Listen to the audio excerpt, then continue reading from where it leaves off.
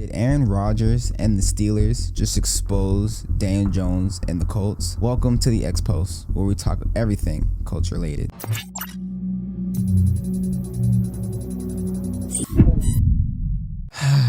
It's a rough one, boys. It's not a good one, all right? The Indianapolis Colts just lost 20-27 to the Pittsburgh Steelers. The same Steelers team when all week long the talk was about their defense. The talk was about, can the Steelers defense stop this red hot Indianapolis Colts football team with Jonathan Taylor and Daniel Jones both playing like MVP caliber players? Well, I got news for you. They stopped them, and they stopped them in a big way. Coming into this football game, the Steelers defense was averaging 25 points allowed per game. I think some people are forgetting, just because of how bad the Steelers have played the past couple of weeks, that the Steelers are still a top 10 defense. They still have studs on their defense like TJ Watt and Cam Hayward and Jalen Ramsey and Patrick Queen. Like, they still have a very solid defense. They were just having a tough couple of weeks, and it seems as though that the Pittsburgh Steelers were able to turn the corner in this football game. Coming into this game, I believe that this was going to be the game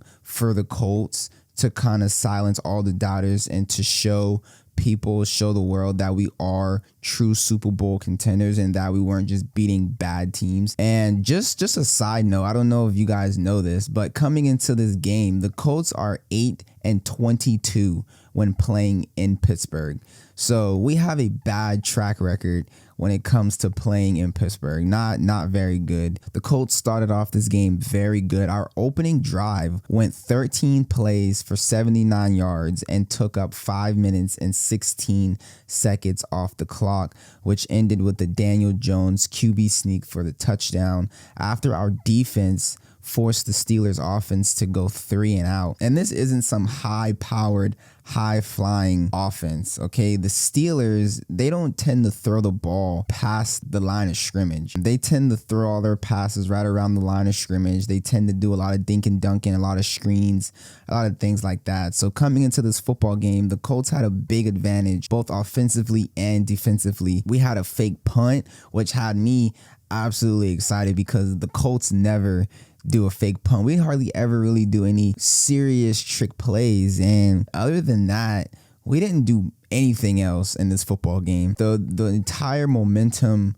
swung when Josh Downs, for some reason, I don't know what the hell he was doing here or what he was thinking, and he knows better than this. Josh Downs is a very good football player, but ever since that fumble, the momentum shifted into the Steelers' favor, and we just never recovered, honestly. The big story for this game is going to be the turnovers. We had 6 turnovers in this football game. That is absolutely unacceptable for any football team to have 6 turnovers, 6 of them. That just cannot happen. If this team is going to be legit, if this team is going to be taken serious by anybody, they cannot turn the ball over 6 times, okay? 3 turnovers in the first half, went to halftime, came back out, and continued to do the same goddamn thing. Daniel Jones had 5 turnovers of his own. After that fumble by Josh Downs, we had a TJ Watt strip sack,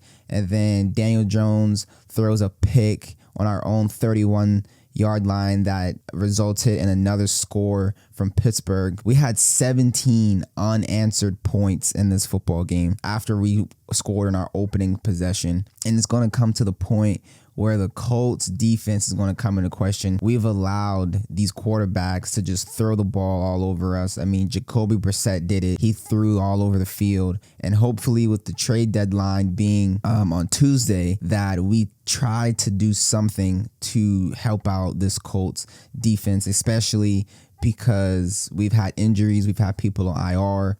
But like I said, 17 unanswered points from the Colts. I also want to highlight the fact that Jonathan Taylor pretty much non-existent in this football game. And it really pisses me off that we have this dominant MVP running back, and we did not utilize him at all in this football game. We did not utilize him whatsoever. I did not have in my bingo card after the way that Jonathan Taylor has been playing that we were going to come out and throw the ball 50 times. That definitely was not on my bingo card. I'm pretty sure that wasn't on anybody else's bingo card, that the Colts are going to come out and throw the ball 50 damn times. I don't understand what the game plan was. Now, granted that Jonathan Taylor was not having a beast mode type of game. He wasn't having one of those games he had last week against the Titans, but damn it, he's Jonathan Taylor. He is a MVP running back, and we only give the ball to him 16 times for 45 yards. That just can't happen. The game plan from Shane Steichen was absolutely piss poor. Our offense looked like a shell of what they've looked like this entire season. It kind of reminded me when Frank Reich was the head coach and we had these issues where everyone were saying just run the damn ball. Our offensive line, which is by far one of the best O-lines in the business. I cannot sit here and ignore the fact that our offensive line was absolutely destroyed by the Steelers front. Cam Hayward and TJ Watt just absolutely threw around our offensive line like boys. It was bad. It was really hard to watch, and I was not expecting our offensive line to be absolutely manhandled the way that they were. And one of the plays that I want to go back to that took place in the first half was the interception that he threw on our own 31-yard line. That was a perfect example of our offensive line got bullied on that play, and it sped up the clock on Daniel Jones, which caused him to throw a costly interception. The big takeaways from this football game, these guys kept fighting. They kept fighting, they kept trying, and that's why I'm very optimistic about this football team and why I'm not so down and hurt about the loss. Of course, I wanted us to win. I want us to win every game, every week, but this is the NFL, and that is kind of unreasonable. We didn't give up. I saw a lot of fight. I saw a lot of determination, a lot of grit. These boys believe in themselves, and they know that we are better than what we displayed today.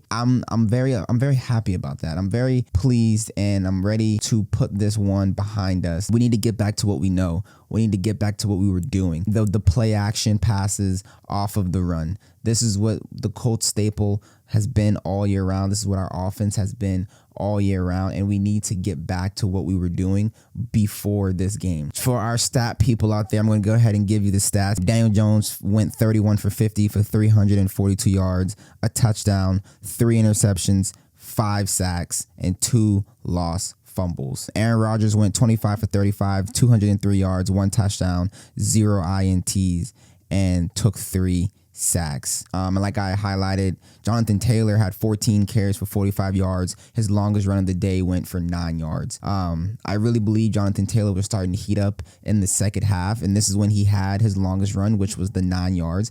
I really believe that he was starting to heat up. You just need to feed him and feed him and feed him, and we didn't do that. We got away from that. We went back to fucking throwing the ball 1,000 times. Jonathan Taylor had the game that he had, and this is where we're at right now.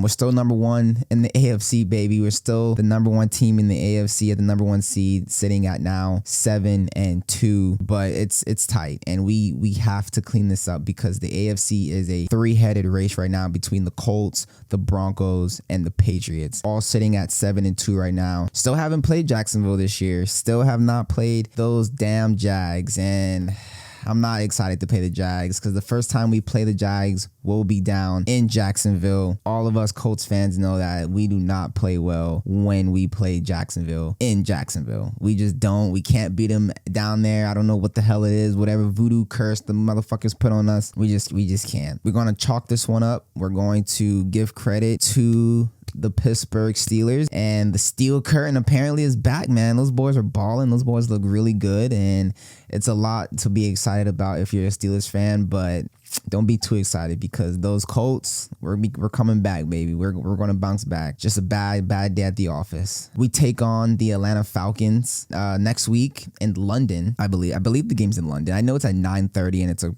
I don't know if it's London or is it Germany. No, it's not Germany. Anyways, we're going to go ahead and turn the page on this one and get ready for our game next week. After this, we go on our bye, and then we have a big game, a massive, huge game, playoff implication game after our bye against the Chiefs at Arrowhead. We got a lot to work on right now. We got a lot to fix, a lot to work on, a lot to get together. We're going to go ahead and move on from this one. It is what it is. The game's over. We can't do anything about it. Still believe in this football team. Like I said, it's just one loss. No need to panic. We don't need all the Colts fans going crazy and calling for Daniel Jones' job and saying that he's back to the Daniel Jones from Giants. Just relax.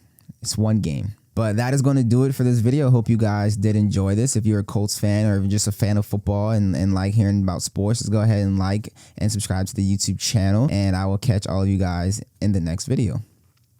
Peace.